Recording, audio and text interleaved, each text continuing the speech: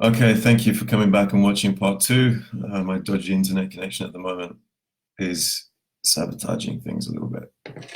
Soon, I will have good internet. I'll just wait for people to join back again.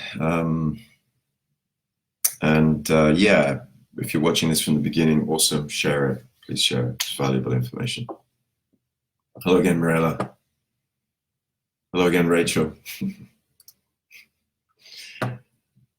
Who else is here? Three people are here. I'm just going to wait a few minutes for those that were watching before I got cut off to rejoin. Hello, Kim. Hello, Masha. Hello again. Yeah. We're just going to pick up where we left off in just a moment.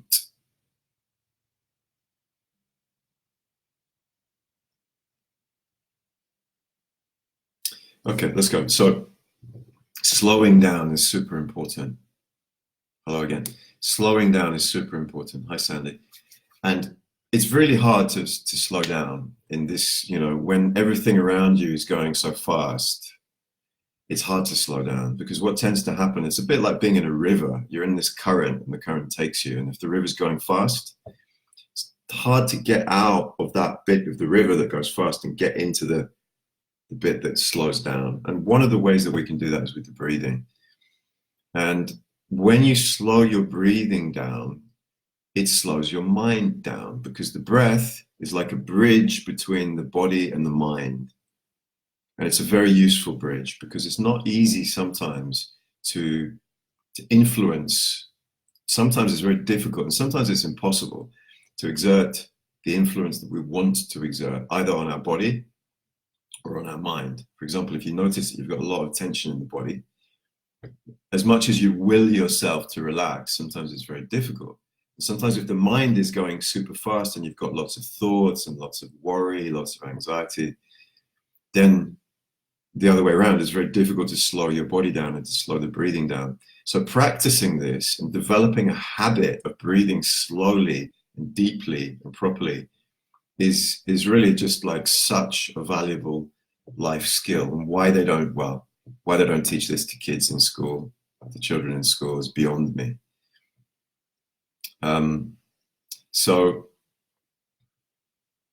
Yeah, I was asking everyone to lie on the back. So lie on the back again if you didn't already.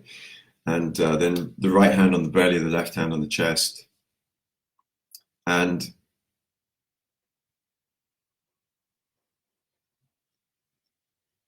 first of all, just take any old deep breath. Just take a deep breath. Don't think about how you're doing it. And then a long exhalation. And as you exhale, just relax the body some more. You're going to do this a few times. So breathe deeply. And as you exhale, let the exhalation be long and deep. As you're exhaling, just feel your body softening and relaxing. Pay attention to any places in the body where there might be some contraction, some resistance, some tension. And as best as you're able to, let that tension go. Consciously soften those parts of the body that are tight.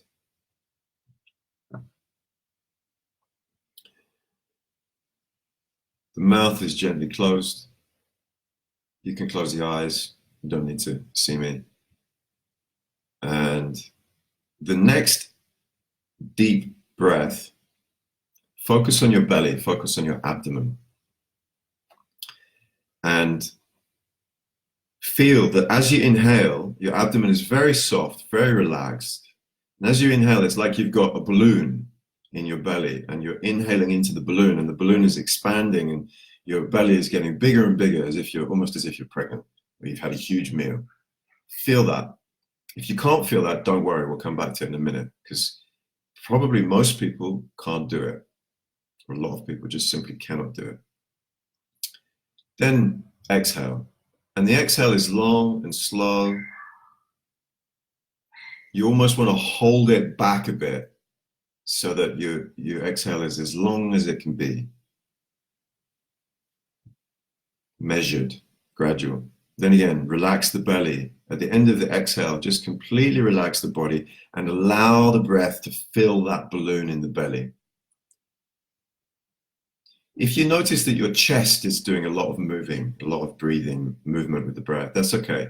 We're going to work on that in a minute. But try to focus the breath just into the belly, not in the chest. And keep doing this, inhaling into the belly, into that balloon that's in the belly, letting the belly become as big as it can become. And then long, slow exhale. Now, for me, when I first started doing yoga, this was really challenging because I was into bodybuilding before I got into yoga, and I had this kind of like perfect bodybuilding physique, little belly, big chest. And it's the same for women. It's the same for women, it's the same for men. We've been kind of brainwashed into thinking that beauty is about having a six-pack and tiny belly. And of course, it's nice, but what's much nicer is breathing properly and feeling good and being healthy and well. So if you notice that you've got some resistance to allowing your belly to be a big, beautiful, full belly, then, you know, you got to deal with that. You got to make a decision. Am I gonna spend my life trying to have a little belly, or am I going to relax, not give a beep about what people think about my belly, and focus on breathing properly, because I understand it's really important. So keep going, breathing deep into the belly, allowing your belly to expand like a big balloon, and then exhale very long and slow.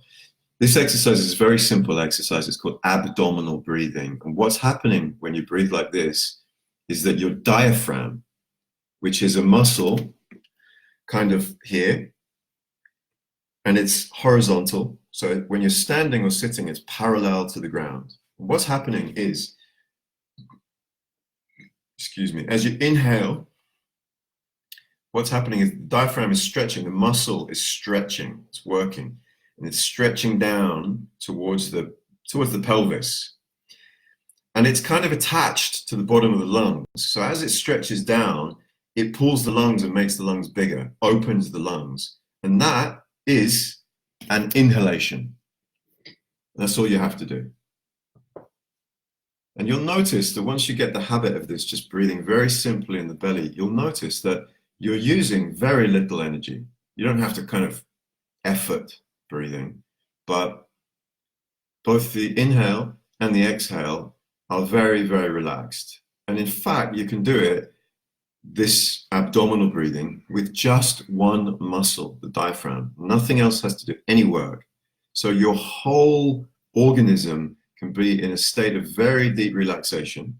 And when you breathe like this, abdominal breathing, you're getting about 70% of your lung capacity breathing deeply.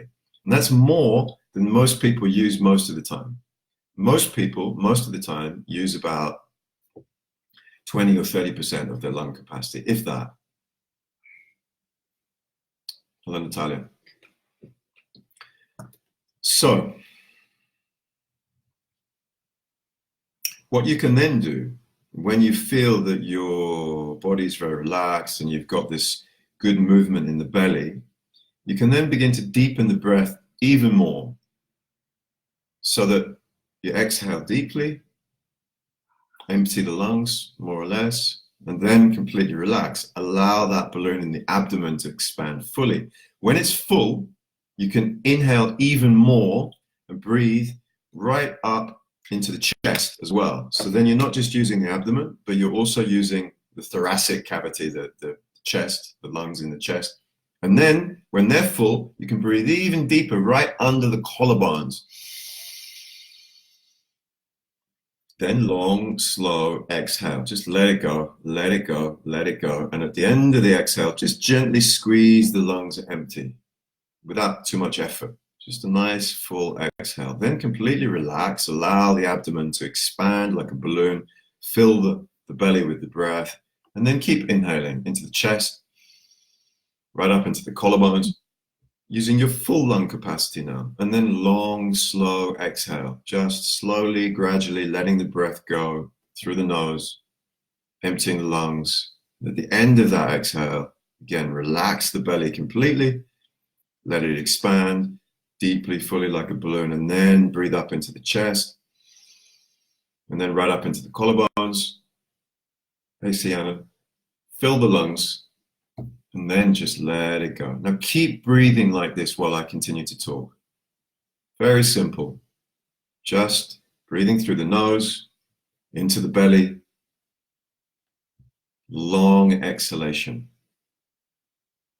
And if you can, then make each breath a little bit longer, a little bit slower, a little bit deeper. And the priority, as in every moment for the rest of your life, the priority is relaxation, the relaxation of the body. Okay? So if inhaling fully is making you a bit tense, then don't inhale quite so fully. The priority is always relaxation. That's the most important thing. So partly because the extent to which the body is relaxed is the extent to which the lungs can expand and open. So it's a little bit counterintuitive, but I'm telling you to breathe deeply, and it's good to breathe deeply, but there are certain moments and certain situations where the breath will kind of trigger a little bit of tension, and you want to find that edge and not push beyond it, because once the body gets a bit more tight, then the breath starts to contract even more. So the most important thing is to relax. Keep breathing deeply.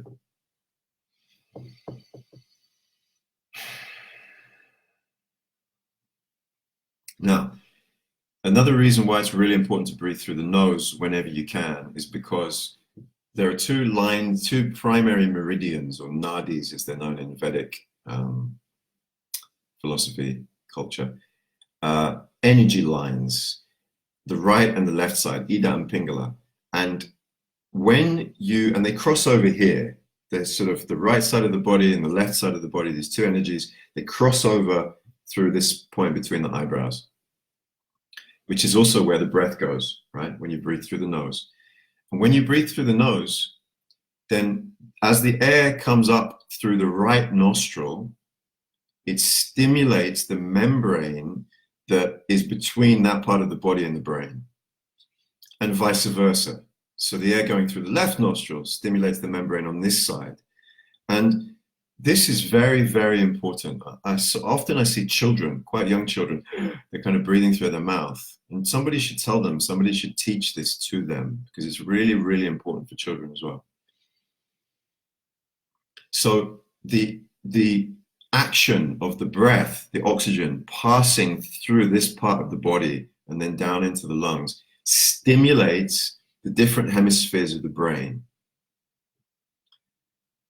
I'm going to get a tiny bit technical now, but it's not difficult to understand. It's very simple.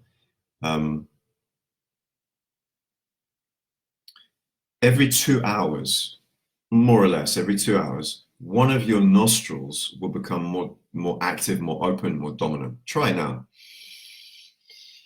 See, one of your nostrils is probably more open and one is probably more closed.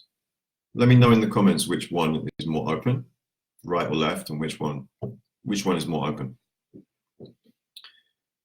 Because if your right nostril is more open, it means that your left brain hemisphere is more active, and vice versa. If your left nostril in a couple of hours time opens up more, then the right hemisphere of the brain will start to get more active. And it's kind of good to know where you're at, because if your left brain is more active, that means it's the masculine. That's the masculine side of the brain. That's like logic and reasoning and language and numbers and analysis and that kind of thing. Sometimes it's good to use that part of the brain more. You might need to make a plan or think something through, in which case, check your breathing, wait until your right nostril is more open, and then do that thing. But if you want to be more creative, if you want to explore your emotional, your inner world, for example, then you want your right hemisphere to be more active. So then wait for the moment when the left nostril is more open. I hope that makes sense. When the left nostril is more open, the right brain hemisphere is active, is being stimulated more by the breath passing through the nose, and vice versa. So keep breathing deeply in the belly. Keep focusing on a long exhale. Okay, so almost everybody's left nostril is more open. Masha's right nostril is more open. Yeah. And sometimes, in some rare moments, and for some people it never happens, that both nostrils are equally open. And then both hemispheres are balanced. And then you know you're in a good place, right? I don't mean geographically a good space, but internally things are going well. So in a way, it's something to aim for. It's something to aim towards cultivating a good way of breathing. And then at some point in the future, you're going to notice, wow, both of my nostrils are equally open. And then you're balanced. And listen, human beings are really not balanced. We're lopsided. Most people are right-handed, and so the left side of the body is practically useless. So developing the side of the body and the side of the brain that is not so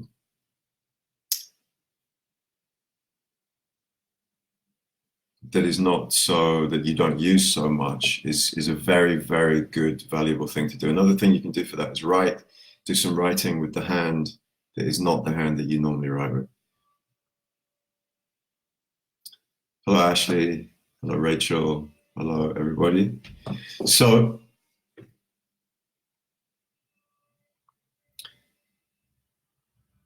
what I would suggest you to do, and if anything's not clear, then ask in a comment. I'm sure that some of you have questions and didn't quite catch something and are not sure. So ask questions, because I don't know what to tell you at this moment in time. What I will say is that what I want you to do, as I said before, is practice this for a few minutes in the morning. The best time is before you get out of bed. You wake up, have a drink of water, let yourself wake up a little bit, and then before you get out of bed, put your hands in that position, right hand on the belly, left hand on the chest, and focus all of your attention on the breath and get your body breathing in a good way. Then in the evening, and again, a really good time to do it is when you go to bed, because this is a very good preparation for sleeping. If you breathe a bit slower and a bit deeper and a bit better before you sleep, you're going to have a good sleep. You're going to have good dreams. And if you do this twice a day, as I'm suggesting, every day, for about a month or maximum 2 months, your body will automatically adopt this as a habit, because it's been dying to breathe like this, literally, to breathe like this since forever, since you stopped breathing properly. It's the way in which the body is designed to breathe. So you don't have to do a lot of practice. You just have to kind of lead the body in the right direction. Once you've done that, and once you've been practicing this for a little while, and you can do it really easily lying on the back, then sit up into you can sit on a chair like I'm sitting now, or you can sit on the floor in a meditation pose, doesn't matter, really doesn't matter, but do it sitting up. And it's a little harder, like I said at the beginning, because the muscles that you're using for the breath are also keeping you sitting up now. So they've got 2 jobs to do instead of just 1. So you might find it more difficult to get that nice flow in the belly going, and to breathe deep, deep, deep down into the belly. But a bit of practice and you'll do it. Practice every day, a few minutes a day, until you can do it also standing up. Then do the practice standing up. And when you've mastered it standing up, when you can stand up and just breathe in this good way in the belly, long exhalation, then you're breathing properly. Then your body knows how to breathe properly, and it will just keep doing that. Pay attention to moments in your life which are stressful. And sometimes you have to do something about it. You have to consciously recognize, okay, my diaphragm is tight. I'm going to do something about it. If you have a problem relaxing the diaphragm, and you'll know that's the case if you just cannot breathe in the belly. If you cannot breathe in the belly, then I think there are 2 causes possible. The most likely one is that one muscle, that's the diaphragm, is contracted. And that can happen through various kinds of trauma. But for most people, that's not an issue. So if you find that that is the case, then there are various things you can do. Healing the trauma is a good idea. You can also have body work. There are some kinds of massage which help the diaphragm to relax. The other possible cause is that the musculature around the belly and the lower back is very tight, and that you just have such a strong habit of holding tension there. And again, the same thing that comes from trauma. Body work can help heal the trauma and work on it. Right, so Kim's saying my chest started to hurt a little, so I calmed my breathing. Yeah, good. Calm it, relax it. Relaxation is always the priority, because you can only breathe as well as you're relaxed. It's a really simple formula, you know. Once the tension starts building, then you're getting actually further and further away from this good, relaxed, deep, slow breath. As I said before, I'm going to make this into a kind of simpler, shorter, more practical, pre-recorded video, but I wanted to jump on now and just share this info with everyone as much as I could. So what else is there to tell you?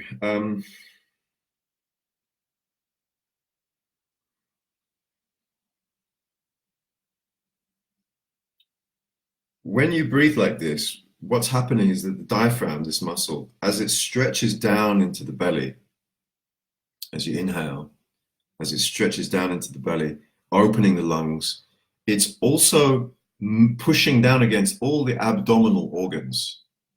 So the stomach, the intestines, all the organs which are below the diaphragm get a little massage, which is incredibly good for your body. It means that a lot of toxins get released.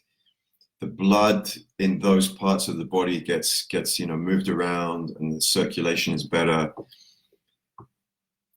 And if you don't breathe with the belly, then chances are that that part of your body is very static and the energy doesn't get a chance to flow.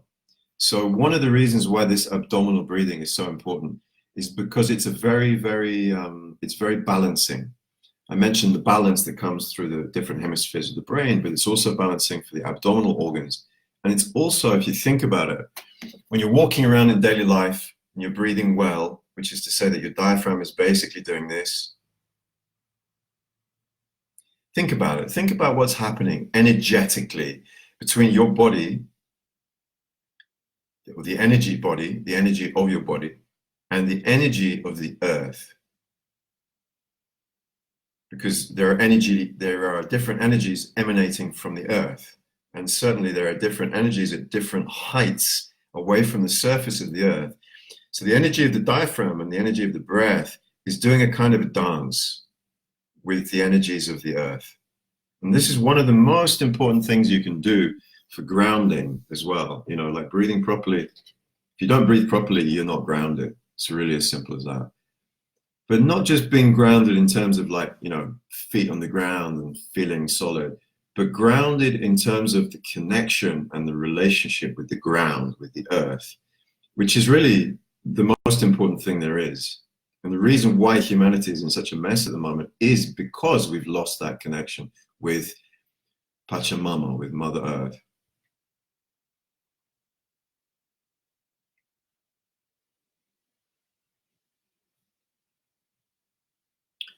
So the third rule, I mentioned these three rules: 1, breathe through the nose; 2, breathe in the belly; 3, focus on the exhale. Again, most people have it all backwards. Most people think, right, I'm going to breathe. It's like breathing is the inhale because that's where I get oxygen. And of course, the inhale is important. But more important is the exhale. I'm going to explain why. There's a few reasons. First of all, our nervous system has two parts. It has a sympathetic side, sympathetic nervous system, and parasympathetic nervous system. Those are the technical terms. The sympathetic nervous system is the part of the nervous system that kind of activates when we're in some need.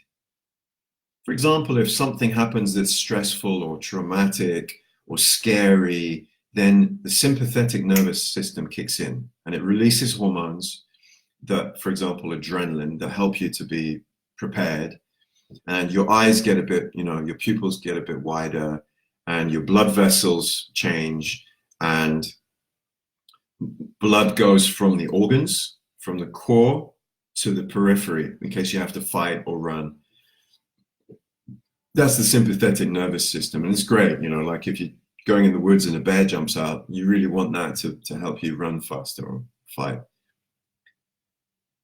And the parasympathetic nervous system is the side of the nervous system that undoes what the sympathetic nervous system does. So when you're not being attacked by a bear in the woods, then the parasympathetic nervous system flushes the body with hormones that help things like adrenaline to be released. And the hormones that are flushed by the parasympathetic nervous system do the opposite. They relax you. They help to calm you down. All the systems in the body get kind of slowed down, relaxed, and calmed. So the parasympathetic nervous system is really about rejuvenation and relaxation.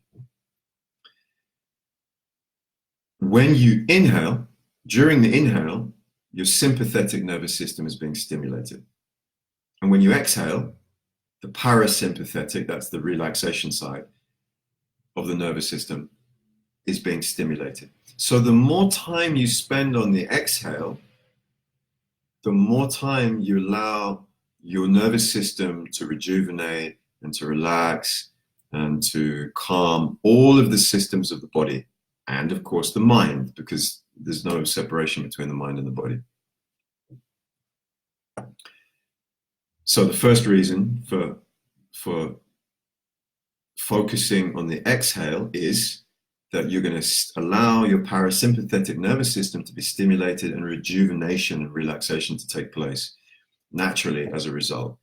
Another reason why the exhale is important is because when we exhale, we're not only helping ourselves to be relaxed, but in the exhale is where our power is on various different levels. You can test this. There's a really cool test that you can do. Have a cold shower, ice cold. Turn it ice cold and then step underneath it. Try stepping under that cold shower as you take an inhale. It's hard. It's more difficult. It's hard going under a cold shower anyway, right? But stepping under that cold water when you're breathing in is more difficult. Now try it, not now, but when you do it, try it with an exhale. Take a deep breath, and as you exhale, step under the cold water. You will see a marked difference. It's just easier to do things that are difficult when you're exhaling. And another way that makes it quite apparent that the exhale is really where our power is in martial arts. In martial arts, when you make a strike or a blow, there's you always exhale. It's like a war cry. You always exhale with the strike or with the blow. Why? Because it's much more powerful like that. Hello, Mugam Lim. And hello, Andrea again. And hello, everyone who's watching. Thank you for watching. Thank you for listening. Thank you for sharing. This is really important stuff. Share it with everyone you know. I'm going to make a standalone, pre-recorded, more simple, practical video for you to get this. But for now, this is what I'm doing. So 3 rules. Breathe through the nose. Breathe in the belly and focus on a nice long exhale. Practice every day. A few minutes in the morning, a few minutes in the afternoon, and your body will quickly adopt the habit of breathing properly. And everything you do, you will do better. Everything. And your health will improve. And your mind will have more clarity. So the benefit, I could just go on and on all day. I could make a 3-hour video talking about the benefits of proper breathing, but you know, I don't think you need that. Don't think I do either. Sandy says hips started tightening after a while, so massage the kidneys, holding the knees with arms and rocking. Good. I was always told as a dancer to arch the back. The tightness comes from that habit. Yeah, bad habit. And listen, this is what happens, and this is what will happen. Let's say that you recognize that your body is not breathing as good as it could be, so you decide, okay, I'm going to take Ben's advice, and I'm going to do this as a practice until I learn to breathe properly. What will happen, the same as always happens when you decide to change a habit into a good direction, when you change a bad habit into a good habit, or a good habit into a better habit, always you've got to let something go. There's like a price to pay. Okay, So the reason why the breath has not been as good as it could be is because of tension, because of blockages, because of whatever. Now, you're not just going to start breathing properly and all those things are going to go away. They're going to go away, but that requires a little bit of work. So, for example, Sandy says there's some pain coming in the hips. That's what's going to happen for everybody. You're going to notice, okay, my chest is tight or my belly is tight, and it's going to be uncomfortable. Don't stop at that point. That's the point at which you say, good, now I need to push through. Now I'm meeting the resistance that has been causing me to not breathe properly, and I'm going to push through that. And please understand that today, in today's world, we live in the dark ages. Make no mistake. And the winds of change are blowing and things are getting very intense. If you can train yourself to breathe well, then you've given yourself a really good foundation to deal with any changes that might come your way and to ride the waves of life much more skillfully. Hello, Luca. Hello, everyone who's watching. Thank you. I think I'm going to wrap this up now. So I'll just wait a moment. If you have any specific breathing related questions, then now's the time to ask them. While you're all thinking and hopefully writing some comments, I'll just say to everyone that is watching now and later, please share this with everyone you know, because it's a very, very valuable, I think it's the most valuable information that we can ever receive in our lives. And as I said earlier, we should really teach this to our children in school, but they don't learn it in school. So teach your children. If you know any children and you see that they're not breathing well, because already by the age of like 4 years old sometimes, or even earlier sometimes, children have had so much stress and so much trauma that they're not breathing properly.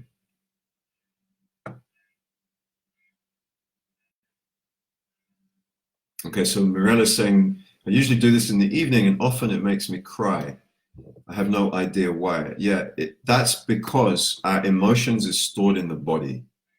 Unresolved emotions, unexpressed emotions. The emotions that we have really are just energy in motion.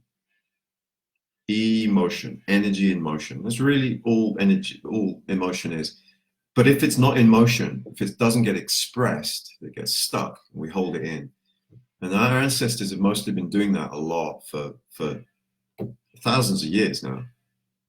So that for most of us, because we inherit ancestral trauma, for most of us, there is stuff in the body that needs to be let go of. For a lot of people, it's in the hips.